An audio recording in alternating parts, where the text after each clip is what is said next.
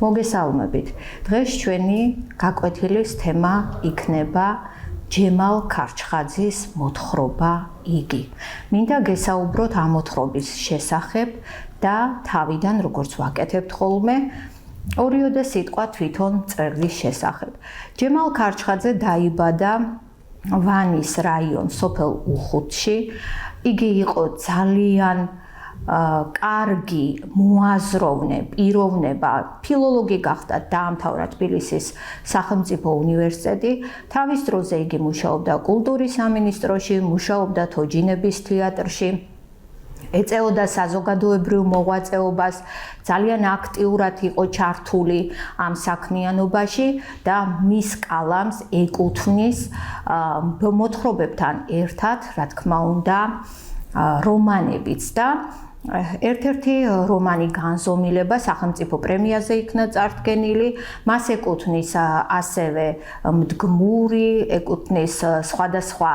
რომანები, ზებულონი, მაგრამ ჩვენ ახლა რაც გვაინტერესებს ყველაზე მეტად, ეს არის ეროვნული სასწავლო პროგრამით გათვალისწინებული მისი მოთხრობა იგი. რაც შეეხება მოთხრობას, ქვეშ აქვს მას მინაწერი, ფრჩხილებში ჩასმული მინაწერი, ეს გახლავთ პრეისტორიული მოთხრობა. პრეისტორიული ნიშნავს რაღაც წინარეს, მანამდე შექმნილს, მანამდე მყოფს, არსებულს და მართლაც ჯემალ ქარჩხაძე ერთ-ერთი პირველყოფილი ტომის ცხოვრებას, მათ ისტორიას გვიყვება. ეს არის პერიოდი, როდესაც საერთოდ არ არის ჯერ სახელები დარქმეული, პერსონაჟებს არ ქვიათ სახელები, ჯემალ ქარჩხაძის პერსონაჟებს, ნაცვალ სახელით არის მოხსენიებული მთავარი პერსონაჟი, იგი ქვია მას. ეს არის პერიოდი, როდესაც მზეს დღისთვალი ეწოდება, მთვარეს ღამისთვალი ეწოდება, ვარსკვლავებს ფერად კენჭებს უწოდებენ, ჯერ კიდევ არ მეტყველებს არავინ და რაღაცა მოკლე ბგერები შემოდის მათ მეხსიერებაში, გონებაში და შემდგომ ისევ იკარგება. ჩვეულებრივ გრძელდება, უფრო სწორად იწყება ტომის ცხოვრება, მაგრამ სანამ ამის განხილვა შეუდგებოდეთ, ნაწარმოები იწყება თითქოს უცნაურად, უკვე დასასრულით. აი წავიკითხოთ. ეს არის, როცა ცა დღის თვალს გაახელს და ქვეყნიერებას სიბნელეს გადააცლის, ავამაღალ ქალრაბზე და დიდი დაძინების ხახაში ჩაეშვება და რაღაც ინტერესი გვიპყრობს უკვე, რაზე იქნება საუბარი და რა მოხდება. ტომის ცხოვრება, თუ შეიძლება ამას ცხოვრება დაერქვას, ჩვეულებრივ გრძელდება, ისინი მიდიან, ნადირობენ, კლავენ, შემდგომ ხდება ნანადირების განაწილება, ყველა ტომს და მათ შორის ამ ტომსაც ყავს თავისი ბელადი მეთაური, რომელიც ჯდება საბელადო ქვაზე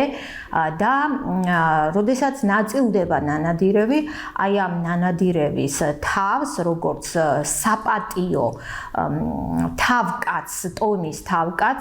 მიართმევენ ხოლმე, ეს არის პატივისცემის გამომხატველი და ერთი წესი აქვს კიდევ, აი ამ ჩვეულებრივ ყველა წესთან ერთად ამ ტომს ეს არის ის, რომ როდესაც ადამიანი დაუძლურდება უკვე და მას აღარ შეუძლია, მუხლებში არ მოსდევს ძალა და ვერც ნადირობს, აი ამ შემთხვევაში უკვე იგი ადის დაძინების დიდ ქარაფზე და მის შავ ხახაში გადაეშვება, ანუ ამთავრებს სიცოცხლეს. ყველაფერი ჩვეულებრივად ხდება, როდესაც ერთ დღეს დგება თავდაყირა აბსოლუტურად ყველაფერი და ეს არის ის, რომ ტომის ბელადს, რომელსაც სითბოს სუნი დასდევდა, დაუპირისპირდა საკუთარი შვილი, რომელსაც ავის მომასწავლებლად ჰქონდა ნადირის გარეული მხეცის სუნი. ეხლა რატომ სუნი? აქ როგორც უკვე ვთქვით, რეფლექსების დონეზე ხდება აღქმა, ანუ ყნოსვის ორგანოებით და აი ამ სურნელით გრძნობენ, სურნელით აღიქვავენ, რადგან არ არსებობს ჯერ მეტყველება და როგორც უკვე ვთქვი, ბგერები შემოდიან გონებაში და ასევე იკარგებიან. და აი ამ დროს უკვე მამა-შვილს შორის დაპირისპირება რაღაც უცნაურობას იწვევს. ტომის წევრებს რაღაც ერთიანი ხმა აღმოხდებათ, მაგრამ ისევ ყველაფერი მიჩუმდება და მამას სითბოს სუნი წამში გადაეცლება და თითქოს სიმშვიდის სუნიც აპირებს მისი სხეულიდან გაცლას, მაგრამ ნელ-ნელა ისევ საწყის მდგომარეობას უბრუნდება იგი და ამ საწყისი მდგომარეობის დაბრუნებისას ისევ ის ბელადია სითბოს სურნელით, რომელიც მშვიდად შეჰყურებს თავის შვილს, რომელმაც საკუთარი მამა გაწირა და წესის მიხედვით ორთაბრძოლა ხდება და ამ ორთაბრძოლისას, რა თქმა უნდა, მამაზე ღონიერია შვილი და იგი გაიმარჯვებს, კეთს აართმევს, მამას დაჯდება საბელადო ქვაზე და მამა იძულებული ხდება, ანუ ძველი ტომის ბელადი, რომ ავიდეს ქარაფზე და დაძინების შავ ხახაში გადაეშვას. აქ ერთი მომენტია საგულისხმო. ეს ადამიანი ტომის ბელადი არის ჩვეულებრივ როგორც ყოველთვის და როგორც ყველა აქტიური, ჯანღონით სავსეა, ჯერ კიდევ ნადირობს, შეუძლია თავის სიტყვა თქვას, მაგრამ მიუხედავად ამისა, ის აღარ არის ბელადი და ამიტომ მან უნდა თავისი სიცოცხლე დაასრულოს. ეს ერთგვარი მონოტონური მდგომარეობა ცხოვრების წესისა, როგორც ხდებოდა ხოლმე, ჩვეულებრივ თავიდან არც იგიში იწვევს არანაირ პროტესტს, ზუსტად ისე მიყვება მათ კანონებს, როგორც ეს ესმოდა და იცოდა, მაგრამ შემდგომ უკვე მასში ჩნდება თანდათან კითხვები. ეს კითხვები არ ასვენებს მას, ეს მოუსვენრობა უფრო და უფრო ძლიერდება და ადგილს ვერ პოულობს. თითქოს იგი სხეული რაღაცამ უნდა გამოარღვიოს და გამოვიდეს გარეთ, რაღაც ანჯღრევს მას, რაღაც ცნობიერი შემოდის მასში, წყდება, ისევ გრძელდება ფიქრი, იგი სვამს პირველ კითხვას, თუ რატომ ავიდა დაძინების დიდ ქარაფზე ძველი ბელადი და რატომ გადაეშვა იგი აი აქ მის შავ ხახაში და ნეტავ თუ ხდება ისე ფიქრობს იგი თვალებ გახელილი ეშვებიან, კვდებიან ისინი თუ თვალხილულნი თუ თვალებ დახუჭულნი, ანუ როგორი განცდა სიკვდილის წინ ეს აინტერესებს ისევ ისიც რომ რატომ მოხდა ბელადის გაწირვა, ის ხომ ბელადია, მაგრამ თავის თავში უშვებს იმასაც რომ რადგან იგი დამარცხდა, ალბათ აღარ არის ბელადი და მას უფლება არ აქვს და აი ეს გარს მოჯარული ფიქრები შემოდის მის თავში და ერთიანად აიშლებიან და მწერალი გვეუბნება სხვა დროს ერთად მომწყდარი თავს დამწყდარი აი ამდენი ფიქრები ჯარივით ვერ მოერეოდა ადამიანი და უკან განიდევნებოდა, მაგრამ საუკეთესოდ დაალაგა ერთმანეთის თანმიმდევრობით გონებაში იგიმ და დაიწყო უფრო მეტად ჩაღრმავება, უფრო მეტი ფიქრი. მას გაუჩნდა ასევე კითხვა იმის შესახებ, როდესაც ბელადი მიდიოდა, მას ერთი არ მოუხედავს უკან და იგი ტოვებდა ნაკვალევს და ეს ნაკვალევი ძალიან უცნაურად შემოვიდა იგის გონებაში, რატომ რჩება ასეთი ნაკვალევი, როდესაც ადამიანი მიდის თუ კი ადამიანი იკარგება ეს ნაკვალევი რას ნიშნავს და აი იგის ცხოვრებაში მის გონებაში უკვე ებმება თანდათან აზროვნების საფები და იგი ვერ ისვენებს ერთ ადგილზე მოусვენ რადარი გადის ბუნებაში ბუნებასთან კონტაქტს იწყებს იგი ამ ბუნებასთან კონტაქტით შვება ეძლევა მას თუმცა მუდმივი წუხილი როგორც მწერალი გვეუბნება მუდმივი წუხილი არ ასვენებს იგისთან დაჰყვება გასაქანს არ აძლევს მას და აი ეს წუხილი არის მუდმივად ჩასაფრებული ნადირის მდგომარეობაში მის სხეულში როგორც ძვალს აი ასე უღრნის სხეულს და არ გადის იმდენად წუხს ამის გამო იგი იმდენად არის შეწუხებული რომ მას უნდა თავისი სხეულიდან მოიშოროს გააგდოს მწუხარება ეს წუხილი მაგრამ იგი თავს არ ანებებს მოიკალათა სხეულის ერთ კუთხეში და ხრავს მას შიგნიდან ჭამს და აუძლურებს. ამიტომ უფრო მეტად მიელტვის ბუნებასთან კონტაქტი მას ახალისებს, ახარებს და რაღაცა სიხარულის სურნელი შემოდის მის სხეულში და ეს სიხარულის სურნელი აღაფრთოვანებს მას ხედავს მწვანე ბალახს, ქედებს, წყაროს, ბუნებას და ეს არის მისთვის შვების მომგვრელი. ასევე შვების მომგვრელია მისთვის ასევე ნი, რომელიც მის ბუნებას რაღაცნაირად მის სხეულს რაღაცნაირად ავსებს, სიხარულს ანიჭებს, რადგან ნის შემხედვარე ნიში იგი რაღაც სამოლამას სურნელს აღიქვამს, მის სითვალებით მომზირალი იგი თითქოს ზღვას ჩახყურებს თვალებში, სხვასავით არის მისი თვალები, ხოლო თმა როგორც ჩამოცვენილი ფოთოლი. მაგრამ ეს მხოლოდ დროებითია მუდმივი კაეშანი, წუხარება, წუხილი არ ანებებს იგის თავს. იგი არის ძალზე დასევდიანებული, ძალზე დადარდიანებული, არ იცის რა გააკეთოს, თავის თავში ვერ ეტევა,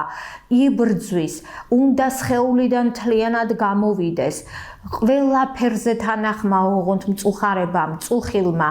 თავი დაანებოს, მაგრამ ამას ვერ ახერხებს, წუხილი არსად არ მიდის, იგი ერთ კუთხეში მიყუჟული ისევ ძვალივით ხრავს სხეულს, როგორც ავტორი გვეუბნება. ტომის ბელადის დასჯის შემდეგ რაღაც გარდატეხა, რაღაც სხვანაირი აზრები შევიდა იგის გონებაში და თავის ტომთან მან უკვე ერთიანობა ვეღარ დაინახა. ის უკვე თანდათან ემიჯნება მათ, თანდათან შორდება მათ და აი ამ დაშორების შედეგად იგი ხედავს ტომს მოსიარულეს, რომელიც ერთი გორგალივით მიდიოდა თეთრი გორგალივით დახვეული მიდიოდა დიდ გზაზე ისინი იყვნენ ხელებ ჩამოშვებულნი რომელიც მიწას ებჯინებოდნენ თითქმის ხელებით ვიწრო შუბლებით ჩასცქეროდნენ მიწას და იგი მათგან იყო სრულიად განსხვავებული ამას აღიქვავს იგი უკვე გრძნობს თუმცა ვერაცნობიერებს ამას ემატება ისიც რომ თანდათან რაღაცა ხდება მასში და უცებ დაინახავს რომ ტკივილი დაეწყება მას და ამ ტკივილის ფონზე უცებ წელში გაიმართება იგი განსხვავებულია სრულიად მათგან აღარ გავს თავის ტომელებს თუმცა თავის ტომელები ისინი არც თავიდან არ იყვნენ მწერალი გვეუბნება რომ ისინი იყვნენ სხვები და მართლაც სხვები არიან იგისთვის და ამას ჩვენ უკვე ნაწარმოების განხილვისას ახლა გავყვებით ამ სიუჟეტურ ხაზს და მივხვდებით და თვალნათლივ დავწმუნდებით იგის ეს აშინებს, ეს ცვლილება, ეს ფერიცვალების დასაწყისი, მასში რაღაც შინაგან არეულობას იწვევს, აურზაური ხდება მის გონებაში, მის სხეულში, მის გულსა და მის სულში, მაგრამ არ იცის ეს რა არის, ის ხვდება იმას, რომ თუ კი არ დაემსგავსება თავის თანამოწმეებს, თუ კი ის მათნაირი არ იქნება გარიყული და ყველაფერს აკეთებს იმისთვის, რომ ისევ თავის თანამოწმეებს დაემსგავსოს, მათ, ანუ სხვებს დაემსგავსოს და არა თავის თანამოწმეებს, როგორც უკვე ვთქვი, ისინი თავისნი არ არიან და აი ამ ტკივილს ებრძვის, ეს ტკივილი არის გაუსაძლისი, რომ როგორღაც ისევ მოიხაროს და ისევ დაემსგავსოს ტომის წევრებს და ტომის ახალ ბელადს, მაგრამ ამას ვერ ახერხებს და გმინვა მოხდება ტკივილისგან და ტომის წევრები თავს მოაბრუნებენ მხოლოდ მისკენ და ჩუმი ღრინვა მოხდება ბაგიდან, ანუ პირიდან, უფრო სწორად ახალ ბელადს.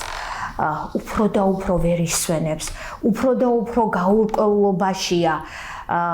სხეულიდან უნდა გამოვარდნა ლამობს, საზღვრებს უკვე ჩარჩოებს იმ სტანდარტებს ტომის ცხოვრებისა, ანუ ჭალებში, იმ წესებისა უკვე რაც არის გაბატონებული, მიღებული, დამკვიდრებული, იგი ვეღარ ერგება. ვერ ითავისებს ამ წესს და ყველანაირად ცდილობს, რომ მათთან ერთად არ იყოს. იგი როდესაც მარტოა, ყველაზე დიდ შვებას მაშინ გრძნობს, მაგრამ როდესაც იმყოფება მათ გვერდით, ის ყველაზე მეტად მარტოსულია. განცალკევები დგას, არ უნდა რომ ვინმესთან კონტაქტი ჰქონდეს და ეს გაუცხოება შეუმჩნეველი არ რჩება ტომის არც ერთ წევრს და ისინი უცნაურად შეხურებენ როგორც ვინმე უცხო არსებას. თვალთახედვის არედან არ უშვებს იგის ტომის ახალგაზრდა წევრი ზუ, რომელიც ყოველთვის თან დახვება, ჩუმად უთვალთვალებს მას, ყურადღებას აქცევს და ხან ზურგში სწვავს მისი მზერა, ხან კი გვერდიდან გრძნობს თუ როგორ შესცქერის შეხურებს მალულად. და იგის ცხოვრებაში დგება უკვე მომენტი, რომ თან და თან ხდება გარდასახვა. ამას ჯერ კიდევ ვერ აცნობიერებს. იგი გადის ბუნებაში გასულს, ეწყება ძალიან ბევრი ფიქრი და შედის, რომ როგორღაც ამ ფიქრებს თავი დააღწიოს უსიერ ბნელ ტყეში და ამ ბნელ ტყეში იწყებს დაკვირვებას და აქ არის ალეგორიული ფორმა მწერლისა. ალეგორია ვიცით ჩვენ, რომ გადატანითი მნიშვნელობით ნათქვამი გამოხატული ნააზრევია, თითქოს იგავებით გვესაუბრება, რომ მიგვახვედროს იგავიც ერთგვარი ალეგორიული ფორმა გახლავთ და აი რა არის ახლა ეს უსიერი, გაუვალი, უღრანი ტყე გახლავთ სწორედ იგის სხეული და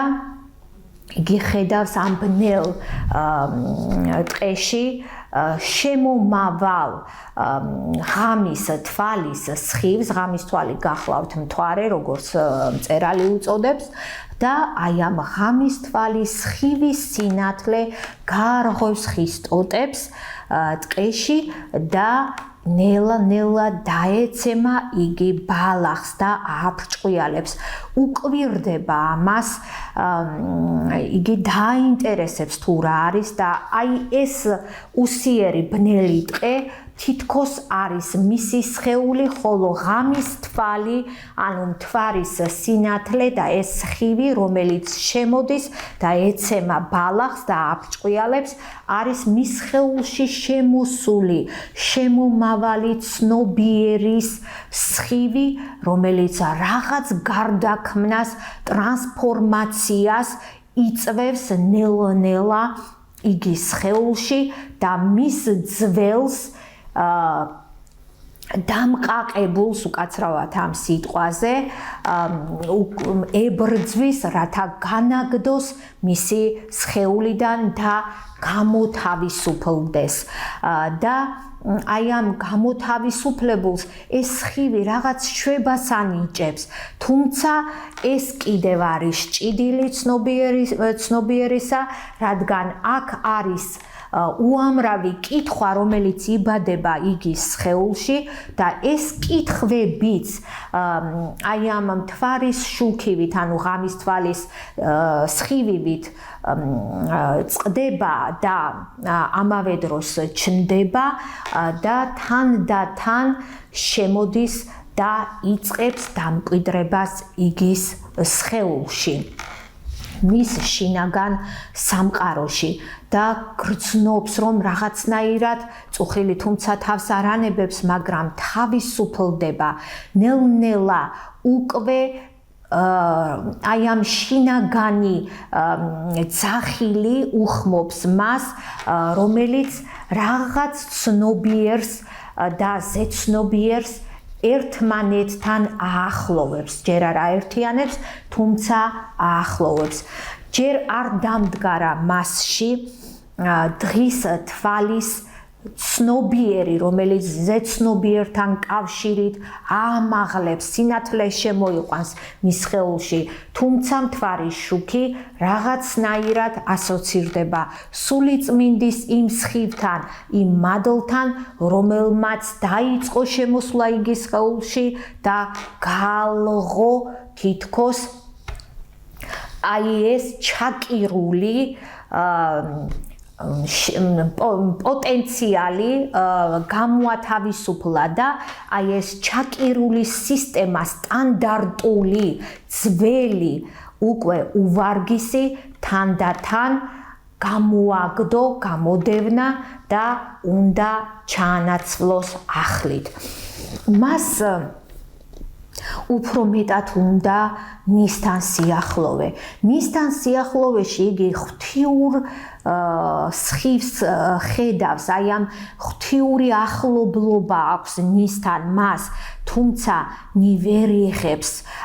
მას, მისი საკვირველი საუბარი, როგორც მწერალი გვეუბნება, როდესაც იგი ესაუბრება ნის, მას აშფოთებს, აშინებს, ვერ აცნობიერებს თუ რა არის ეს და კი არ უახლოვდება, უფრო მეტად შორდება შიშის გამო იგის და აი ეს სამოსურნელი, რომელიც ყოველთვის დაჰყვება ნის გადაეცლება თითქოს და ყოველდღიური ყოფიერება ქალური სურნელით ჩანაცვლდება და ჩვეულებრივად ეს ყოველდღიური ყოფიერება მათი კავშირით დაგვირგვინდება და ეს სრულიად არის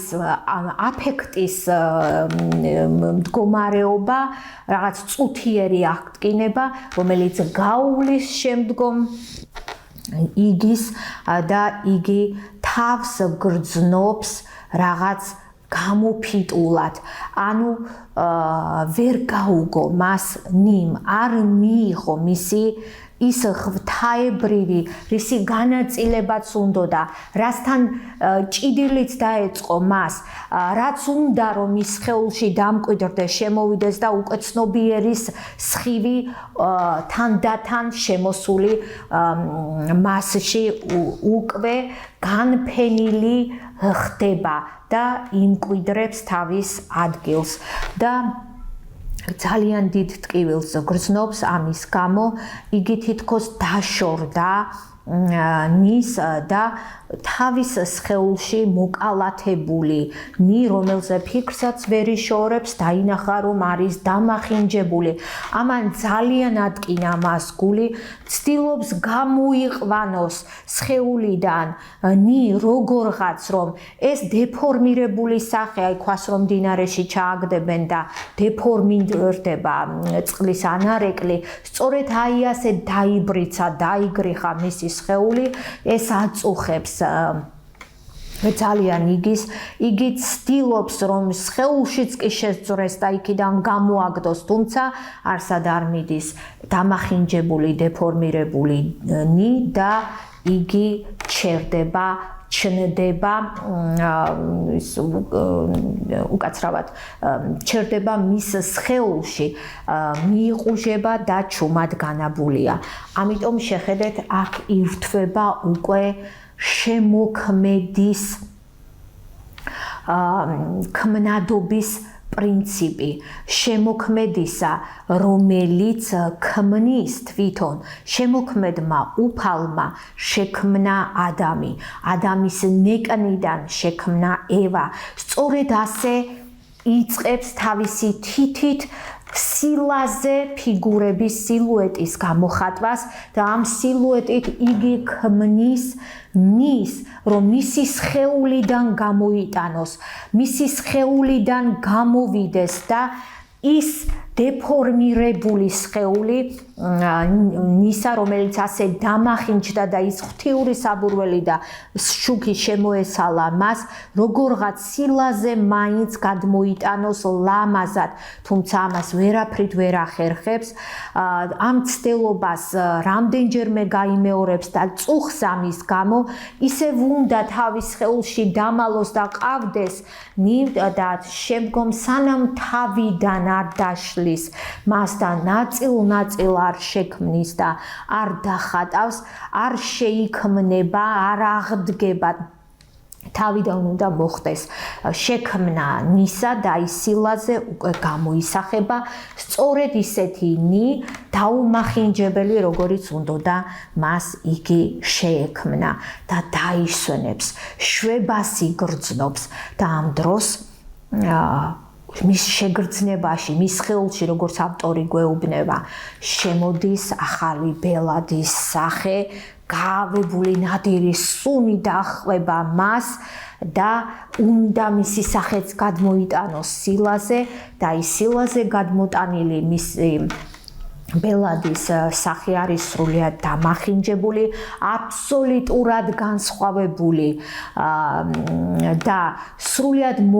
მოკლებული ღვთიურ არს და არ შეიძლებოდა ეს ასე ყოფილიყო და საინტერესო ის არის, რომ ჩნდება მოდის წვიმა და ეს წვიმა ნაკვალევს წაშლის. და აი აქ მინდა პარალელი გავავლო, როდესაც ბელადი, ძველი ტომის ბელადი მიდის და უნდა გადაეშვას, უნდა ავიდეს და ქარაფიდან გადაეშვას დაძინების შავ ხახაში, ხო? აი აქ ეს ნაკვალევი რჩება, წვიმა ამ ნაკვალევს არ შლის, მაგრამ სილაზე გამოსახულ ფიგურებს ეს სილუეტები, სილაზე გამოსახული სილუეტები სილაზე წვიმის შემდეგ წაიშლება. თითქოს ბუნებამაც იგლოვა მამის წინაშე, წინააღმდეგ შვილის ამხედრება, ისე როგორც თავის დროზე უფალს მამა ღმერთს ბიბლიური იაკობია უმხედრდა, ხომ? და მაგრამ მან მამა მაინც დატოვა ნაკვალევი, ესენი კი წაიშალნენ, უფრო ეწყება ბევრი ფიქრი, ძალიან აწვალებს, აზროვნებას იწყებს უკვე და ეს აზროვნება უკვე ფესვებს ნელ-ნელა იდგავს და ის ამბობს თავის თავს ელაპარაკება და ამბობს ასეთ რამეს. იგი ისეთი არ არის, იგი არ არის დანარჩენებისგან მართლაც არის განსხვავებული და იგი მიცის ისეთი რაღაც, რაც სხვებმა არ იციან. ეს ნაკვალევი წაიშალა, ნახატები წაიშალა სილაზე. ნუ რა თქმა უნდა, არანაირი ღვთიური არსი არ დაყვებოდა ამ კბილებ დაკრეჭილ ახალ ტომის ბელადს გამოსახულს იგის მიერ არა და ყოველგვარ სიკეთეს იყო მოკლებული. ასევე მიუხედავად იმ შემოქმედებითი პოტენციალისა, რაც ნის გააჩნია, არ იღებს იგისგან ამ ღვთიურ სინათლეს, ანუ მცდელობას იმისას, რომ ეს ღვთიური საბურველი შემოიხვიოს და იგი მიიღოს იმ თავისი საკვირველი საუბრით და აღქმით, ისეთი როგორიც არის და აშინებს ეს ყველაფერი და მისგან მოშორებით დგება. ანუ ვერ აცნობიერებს და ეს შიში მას უფრო და უფრო დისტანციას განაცდევინებს, ანუ დისტანციურად დგება მასთან მიმართებაში, იგისთან მიმართებაში, მაგრამ იგი არის უკვე სხვა. სულ სხვანაირი აღქმით ის ხვდება ერთ რამეს, უკვირდება ღამეს, გადის, ქვაზე ჯდება, იწყებს ფიქრს, შემდგომ მიდის ზღვასთან, ზღვაც არის მისი ფიქრები, ემოციური ფონი, მაგრამ ზღვის ტალღები ამ დროს არის წყნარი, მშვიდი და უყურებს ისევ ღამის თვალს, აკვირდება და დაინახავს, რომ ღამის მთვარის შუქი ეშვება ციდან წყალში და ეს სხივი, არეკლილი სხივი ჯერ წყდება, ხოლო შემდგომ ისევ გრძელდება. დაითვალს, აყოლებს, ამ გაწყვეტილ სხივს შეხედავს, შემდეგ აიხედავს ზემოთ, აიხედავს კიდე ზემოთ და ეს მაღლა ახედვა გამოიწვევს იმას, რომ აცუნის ხმა, ანუ ტკაცანი გაისმაო მის ზურგში, როგორც მწერალი გვეუბნება, ეს ვერ მიხვდა თავიდან ამას თუ რა იყო ეს და მაღლა ყურების დროს მან დაინახა იმ სხივის დედა, რომელიც ღრუბლებზე იჯდა. ის სული წმინდის მადლში ამჩნია, რომელიც უკვე მის ხელში შემოდიოდა. ის გაწყვეტილი სხივი გახლავთ სწორედ ის პირვანდელი სხივი, რომელიც შემოვიდა მის ცნობიერში და თვითნებურად, ხელოვნურად გაწყვიტა იგი, რადგან სხვებს დამსგავსებოდა ისევ გაუცნობიერებელის შიში ჰქონდა მას, რომ თუ მათ არ დაემსგავსებოდა, იქნებოდა გარიყული, როგორც ეს ყოველთვის ხდება დღესაც სამწუხაროდ საზოგადოებაში, რომ თუ არ ხარ ჩემიანი, ანუ ჩემნაირად არ აზროვნებ, ესე იგი შენ აქ ჩემთან არაფერი გესაქმება და ეს პრობლემა დღემდე გრძელდება. წინ წასული ადამიანი თავისი აზროვნებით, ცნობიერებით ძალიან ხშირად არის ხოლმე გარიყული, როგორც ნაწარმოებში არის ნაჩვენები, საზოგადოებისგან, ჭყალებში, რა თქმა უნდა, ბრბოთ ქცეული საზოგადოებისგან და იმის მაგივრად, რომ ასეთი ადამიანებისგან ჩვენ ვისწავლოთ, შევიმეცნოთ, მივბაძოთ, გვერდში ამოვუდგეთ, ყოველთვის მარტივ ხერხს ვირჩევთ, გავრიყოთ ასეთი ადამიანები. ეხლა ეს ერთგვარი გადახვევა იყო, ლირიული, განვაგრძოთ თხრობა და იგი დაინახავს ამ სხივის დედას და იგი გაიშლება. ამ გაიშლება, წელში გაიმართება, მისი ხერხემალი გამთლიანდება. ნახეთ ის გაწყვეტილი სხივი, რომელიც მან დაინახა, გამომავალი მთვარის სინათლიდან, ღამის თვალის სინათლიდან, რომელიც ჩაეშვა ზღვაში იყო, ხელოვნურად მისი გაწყვეტილი სიმი და შემდგომ უკვე მაღლა რომ იყურება და სხვა სხივსაც დაინახავს, რომელიც უფრო მაღლა ადის და აი ამ ორი სხივის გაერთიანება, გამთლიანება მოხდება მასში. მოხდება თითქოს მიწიერისა და ზეციერის გაერთიანება, ადამიანის ზეცასთან დაკავშირება. ანუ ეგრეთ წოდებული მიწისა და ცის შეერთებას დურანქი ეწოდება და აი ამ ყველაფრის ფონზე მოხდება სიმების, ამ სხივების გაერთიანები, თითქოს სიმები გადაებმება, სიმები გამთლიანდება და შემოდის სინათლე ზუს სხეულში და დგება მზიანი ღამე. ივანებს სულიწმინდის მადლი სხვანაირად იწყება მისი ფერი ცვალება ამას აღარ ეწინააღმდეგება მისი ხერხემალი გამთლიანდა ნახეთ სიტყვას დავუკვირდეთ ხერხემალი ხე-რ-ხე-მალი ნახეთ ორი ხე გვაქვს აქ ეს ხე ორი ხე არის სწორედ ხე ცნობიერებისა და ხე სიცოცხლისა ხე სიცოცხლისა იპოვა ხე ცნობიერი და როგორც რ ბგერა არის შემაერთებელი ხიდი ამ მალების ანუ ხერხემლის მალების საშუალებით ეს ორი ხე ცნობიერისა და სიცოცხლის ხე ერთმანეთს დაუკავშირდა გაერთიანდა ერთმთლიანობად იქცა და ამან დაბადა იგიში პიროვნება იგიში გაიღვიძა სრულიად სხვა პიროვნებამ მოხდა მისი ტრანსფორმაცია მოხდა მისი ფერიცვალება და ამას იგი აღარ ეწინააღმდეგება იგი არის უბედნიერესი და აცნობიერებს იმას რომ წუხილი რომელიც არსად არ მიდიოდა და იქვე იყო სხეულში გაყუჩებული და თითქოს როგორც ძვალი აი ასე ნადირივით ხრავდა მის სხეულს სადღაც გამქრალიყო, გაქცეულიყო, დაკარგულიყო და მას საერთოდ აღარ აწუხებდა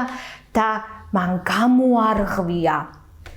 იგის სხეული ვეღარ დაეტია ჩარჩოებში უსაზღვროებას ითხოვს მისი სული თუმცა ბრბოთ ქცეული საზოგადოება და მისი ამ შემთხვევაში მისი ტომი მას რა თქმა უნდა ასეც ვერ იღებს და განტევების ვაცი სჭირდებოდათ მათ და ნადიროდ წასულები ისინი ვერ მოინადირებენ ნადირს და რადგან იგი მათნაირი აღარ არის აი ეს განტევების ვაცი აღმოჩნდება იგი მას უკვე ამრეზით უყურებს ყველა ასეთი ამრეზით უყურებს მას თვითონ ტომის ბელადიც და დასჯიან მეორედ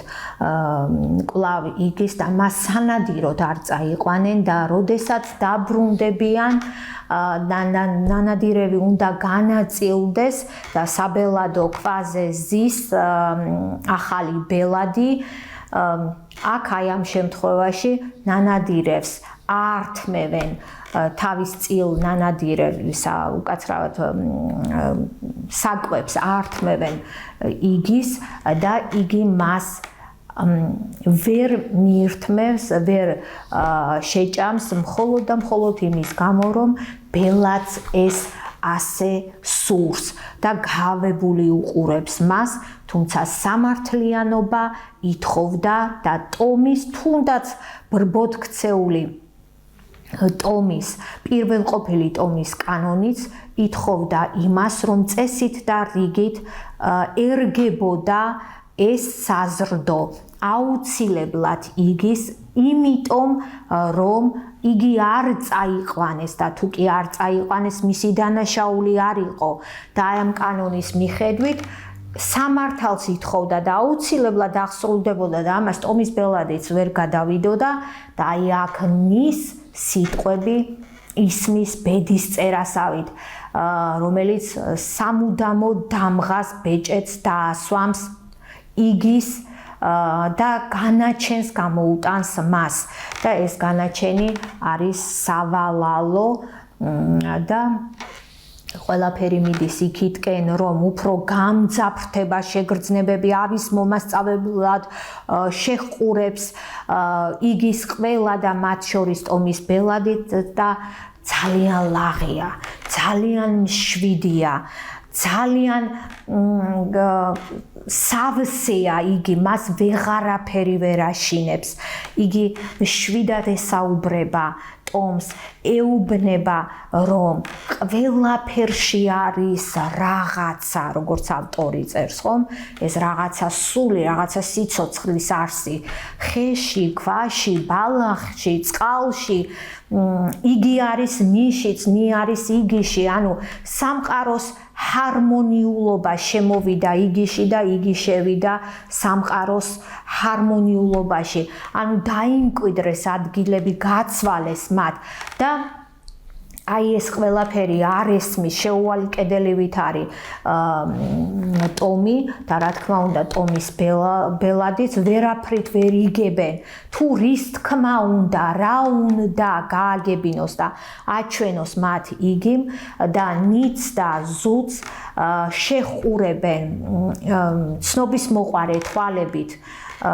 იგის და იგი დაიწყებს იმის დამტკიცებას, რომ რაღაცნაირად მათ იქნება თვალი აუხილოს და ქვაზე დაიწყებს ნის სილუეტის ხატვას, დახატავს ულამაზესი გამოვანი, შემდგომ დაიწყებს ბელადის ხატვას, იგი მახინჯი გამოვა თავის ავის მომასწავებელი სუნით, ნადირი სუნით, რომელიც მას არ შორდება. და თავის სხეულში აღიქვავს ამ ბელადს როგორც მოწკმუტუნე აწკავწკავებულ მიტოვებულ დედისაგან მიტოვებულ ლეკვს რომელიც არის თვალაუხელელი და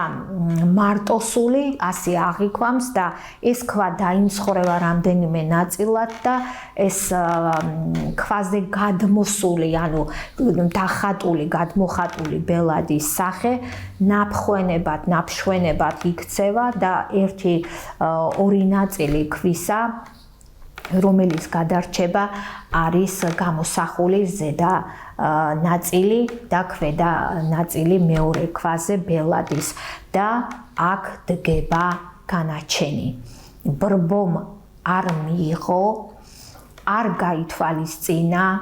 არ მოусმინა გარიყა და როდესაც დღის თვალი ამოფრწყინდება და სიბნელეს გადააცლის არემარეს უნდა ავიდეს იგი ქარაფზე და დაძინების დიდ შავ ხახაში უნდა გადაეშვას ეს საბედისწერო განაჩენია და იგი ხვდება რომ ამის შემდგომ ეს ახალი კანონი გაგრძელებას იპოვებს ყოველთვის სხვადასხვა წევრებშიც და ეს გაგრძელდება ეს არ გაჩერდება რადგან არის ეს რაღაც ახალი და იგი მიდის თავის საბედისწერო განაჩენს მშვიდად ხვდება ადის დაძინების ქარაფზე და უკან უნდა რომ მოიხედოს მას ერთადერთი ფიქრი აქვს თუ ვინ დარჩება თავისი გზის გამგრძელებლად თუ ვინ გააგრძელებს იგის ცხოვრებას იგის ნაირად აზროვნებას რომ არ მოკვდეს იგიში იგი და მოხდეს მისი აზროვნების, მისი ფერიცვალების განსხეულება და ამაყია იგი, მან გაიმარჯვა ბელადზე და ტომზე და მოახედებს რაღაცა. ეს რაღაცა არის აი ამ თავის ყოფილ ტომის წევრებთან განსხვავებით მდგარი, შორს მდგარი ადამიანი ეს გახლავთ ზუ ახალგაზრდა წევრი რომელიც ტომისგან განსხვავდებოდა იმით რომ მან დაინახა ანუ იგიზე მაქვს საუბარი რომ ტომის წევრები მიდიოდნენ თავჩარგულები მიწაზე დასთრევდათ ისევ გრძელი ხელები ისევ შუბლებით ვიწრო შუბლებით ეხებოდნენ მიწას მაგრამ ზუ იდგა წელგამართული მხრებგაშლილი ამაყი მშვიდი და ქარაფის წვერს შესცქეროდა და ეს ამშვიდებს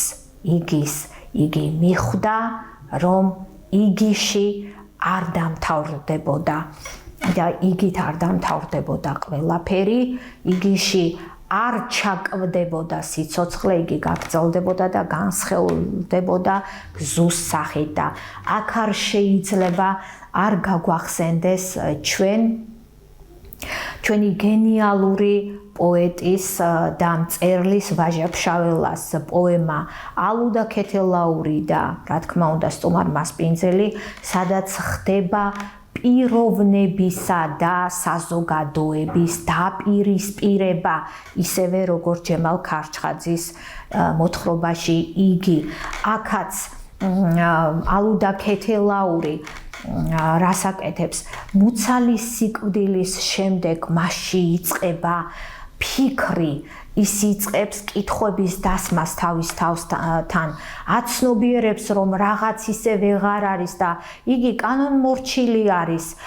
ყოველთვის ბრწყინვალედ ასრულებდა, თუ შეიძლება ასე ითქვას, ადათ წესებს მიჰყვებოდა და იმ კანონებს, რაც თემში იყო გაბატონებული, მაგრამ აი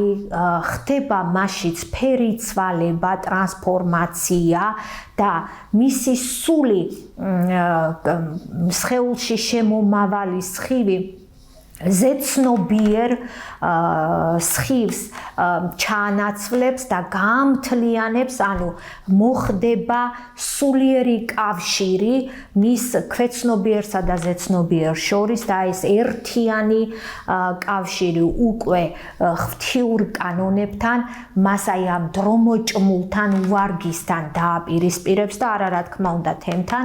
თუმცა ამას რა თქმა უნდა ვერ გაიგებს თემი და ისინი დაუპირისპირდებიან, მოიკვეთენ მას და რა თქმა უნდა სამწუხაროდ ისევე როგორც სტუმარ მასპინძელში აქაც უპირისპირდება საზოგადოება, ბრბოთქცეული საზოგადოება პიროვნებას და ისინი რჩებიან მარტო ყველასგან მოკვეთილნი, გარიყულნი, თუმცა მისი მემკვიდრე გამგრძელებელი აქაც რჩება ალუდას. გამგრძელებელი არის მინდია, რომელიც თვითონაც ვერ აცნობიერებს ჯერ კიდევ რომ მის საქმეს გააგრძელებს, თუმცა კითხვები უჩნდება ალუდას გარშემო და ბევრ კითხვაზე პასუხი არის გაუცემელი და აი ასევე სიცოცხლის გამგრძელებელი იგიში არის, რომელიც მის დარჩენილ აზროვნებას ფრთებს შეასხამს და განსხეულებას პოვებს, მასში ეს არის ზუ და უკან გადადგამს ფეხს, ფეხქვეშ მიწა გამოეცლება და იგი იტყვის ასეთ სიტყვებს. ეს გახლავთ სიტყვები იგიში ის დარჩა, რაც ყოველთვის იგიში იყო და აქ ყველაფერია ნათქვამი, იგი მოისხამს ქრისტეს მანტიას და სიკვდილითა დამთრგუნველი გადაეშვება ქარაფში და მისი სიკვდილი იქნება თან აღდგომაც და როგორც ეს უფალმა იესო ქრისტემ გააკეთა, რადგან ძველ ტიკებში ახალ ღვინოს არ ასხამენ, მისი სხეული შეიცვალა, შესახლდა ზეცნობიერი ღვთიურთან კავშირი, აღდგა, დაიბადა პიროვნება და იგი მოკვდა, მაგრამ სიკვდილშივე აღდგა, რადგან მასში ის პიროვნული არ ჩაკვდა და დარჩა ის ღვთიური სხივი განფენილი. და აი ამას ძალიან კარგად აცნობიერებს ნიც და სიკვდილის წინ სანამ განაჩენი დადგება, მოისურვებს რომ ისევ იმ საკვირველი ფრაზებით ესაუბროს მას იგი და ის სხედან ერთად ეს სიმბოლურია, ესაუბრება და იგრძნობს რომ იგი ისეთი არ არის, იგი განსხვავდება სხვებისგან და სხვებისგან არის განსხვავებული იმით, რომ იგი კარგია და თუ პირველი სიტყვა მისი იყო განაჩენი, რომელმაც აი ეს განაჩენი უფრო სწრაფად აღასრულა და იგი ისეთი არ არის, როგორიც სხვები თქვა ეს ტომის ბელათან და სხვა წევრებთან და ამით დააჩქარა განაჩენის აღსრულება, ახლა მიხვდა იმას, რომ იგი ისეთი არ არის, როგორც სხვები, იგი კარგია და გაეხვევა იგის სითბოში, გამთლიანდება ამ სითბოში ორივე ერთად და ისინი გახდებიან აი ამ ერთიანი, თითქოს ერთიანი სხეული და იგის შეერწყმებანი და ისინი გახდებიან იგინი. აი ასე დამთავრდა იგის ცხოვრება, იგი დარჩა პიროვნებად, მან გაიმარჯვა, ამაღლდა ბრბოთქცეულ საზოგადოებაზე, თუმცა დარჩა მარტო, მაგრამ მისი სხივი გადმოვიდა ზუში და ხედავს სიკვდილის წინ, განაჩენის აღსრულების წინ, რომ ბრბო ეს ტომის წევრები როგორ ეხვეწებიან თითქოს მას, რომ დროზე გაიმართოს წელში, დროზე გაიმართოს და ის იყოს მათი გზის გამგრძელებელი, იმ გზისა, სადაც შემდგომ ისინი ამ გაყვალულ ბილიკზე გაივლიან და ხედავს თითქოს მათ ამაღლებულს თეთრი მოსასხამებით, გასხივოსნებული სახეებით, რომლებიც შემოიჭრებიან იგის სხეულში და ასე გასხივოსნებულნი დამკვიდრდებიან, როგორც ტომი, ასევე ზუ და თვითონ ზეამაღლებული პიროვნებად დარჩენილი ნაწარმოების გმირი ჩვენი მთავარი პერსონაჟი იგი. აი ასეთი იყო საზოგადოება, ძალიან აქტუალურია დღესაც ეს საკითხი და იმიტომ არის ჯემალ ქარჩხაძე ძალზე ძლიერი თავისი აი ამ მოთხრობით და ამ პერსონაჟების ცხოვრების წარმოჩინებით, რომ მან პრეისტორიიდან წამოღებული ერთი ტომის ცხოვრება გადმოიტანა თავისი აქტუალობით დღესაც 21 საუკუნეში და სივრცეში განფენილი იქნა იგი და გამოარღვია საზღვრები და აი ეს საზღვრები, რომელიც გარღვეულია, ანუ სივრცეს ითხოვს, იმ ჩარჩოებს ანგრევს და დღესაც